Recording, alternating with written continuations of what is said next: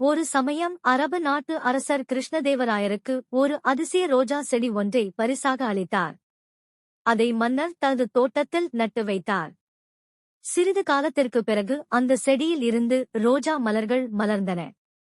அங்கு வந்த தெனாலிராமனின் மகன் அதை பறித்து தனது தாய்க்கு பரிசாக கொடுக்க நினைத்து பூக்களை பறிக்கத் தொடங்கினான். பூக்களை பறித்துக் கொண்டு இருக்கும்போது அரண்மனை காவலர்கள் பார்த்துவிட்டனர். அரண்மனை காவலர்கள் தெனாலிராமனின் மகனே அரசர் கிருஷ்ணதேவராயரிடம் காண்பிக்க அழைத்துச் சென்றனர்.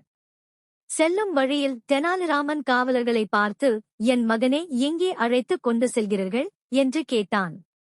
அவர்களோ, உங்கள் மகன் ரோஜா பூக்களை திருடிய போது அவனை நாங்கள் பிடித்து விட்டோம். இப்போது அவனை மன்னரின் பார்வைக்காக அழைத்துச் செல்கிறோம். வேண்டுமென்றால் அவன் கைகளில் உள்ள திருடிய ரோஜா பூக்களை பார் என்று அவன் கைகளை காண்பிக்க செய்தனர். தெனாலிக்கு என்ன செய்வதென்று தெரியவில்லை.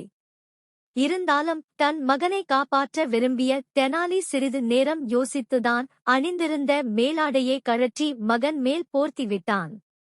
இன்று வெயில் அதிகமாக உள்ளது. இந்த துணி என் மகனை காப்பாற்றும் என்று கூறிவிட்டுச் சென்றார். தெனாலி மகன் தந்தை கூறியதை யோசிக்கத் தொடங்கினான். உடனே ஒவ்வொரு பூக்களாக சாப்பிட ஆரம்பித்தான்.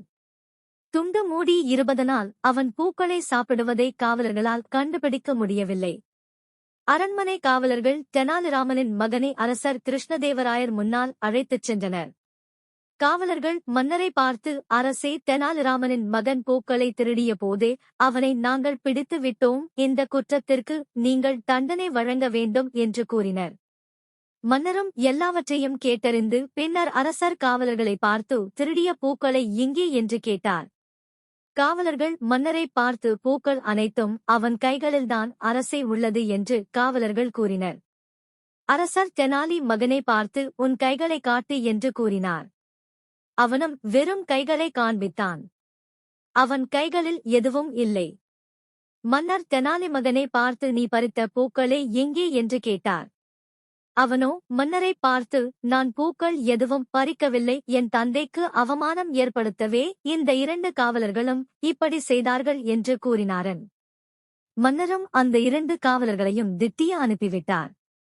தெனாலியும் அவன் மகனும் எப்படியோ தப்பித்தோம் என்று சிரித்துக் கொண்டே வீட்டுக்கு புறப்பட்டனர்.